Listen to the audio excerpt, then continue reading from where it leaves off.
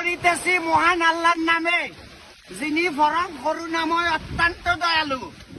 আমাদের নোয়াখালী এলাকায় আমার আন্ডু পরিমাণ পানি আপনারা দেখতে পাইতেছেন, আপনারা দেখতে পাইতেছেন আমার আন্ডু পর্যন্ত পানি।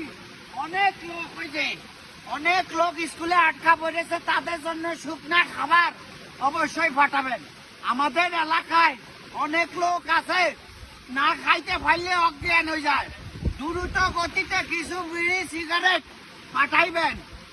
দেশের অবস্থা খুবই ভয়াবহ।